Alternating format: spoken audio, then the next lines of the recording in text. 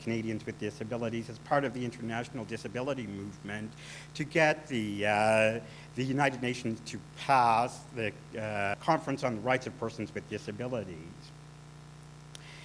And what I want to talk specifically about this morning is what we've done in Canada from the time when the UN adopted this convention in 2006 until Canada ratified the convention earlier this year. That's the disability movement from around the world has been lobbying for a convention on the rights of people with disabilities at an international level really since the 1980s. It's something that the disability movement looked at, and it saw the development of other conventions, like the Convention on the Rights of the Child, and the Convention on the Elimination of Discrimination Against Women, and those kinds of things, and recognized that there was a real value in having these kinds of thematic human rights treaties for specific groups in the society and population. Alliances with other human rights organizations for the time when the UN actually adopted the convention, and it became, again, an issue of domestic work to get the government to sign and to ratify the convention.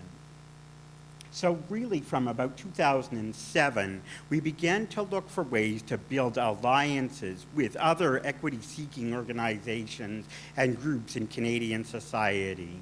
And we talked to organizations like, for example, Amnesty International and folks like that. We talked to them about the work that was going on at the UN and about this new convention.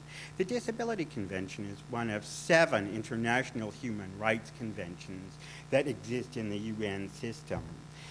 And at the time that was being negotiated, there was a whole lot of discussion happening about what was called treaty body reform in the UN system. And this relates to the reporting mechanisms that are involved with conventions, with human rights conventions. And I mention this not to get too technocratic, but to say that what we found in terms of an ability, we wanted to reach out to other groups, other organizations, to get them involved with the work on the treaty. And what we recognized was there was a concern from these other organizations, these other groups, about this new convention, that there might be perhaps a less robust reporting mechanism included in this new convention, that there would be backsliding in the UN system.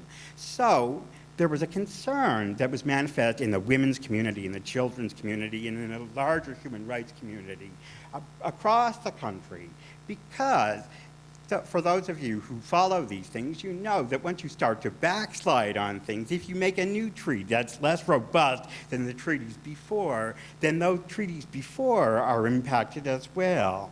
So what we did, we found this issue where we brought together organizations on the basis of this common interest, and we began to develop relationships with these folks and say, okay, we need to work with you in order to ensure that the treaty body mechanism in the Disability Convention is at least as strong, if not stronger, than anything else. So I mention this because the key to our work in terms of reaching out to people, we had for a long time talked about the fact that we need to have a disability convention. Sure, fine.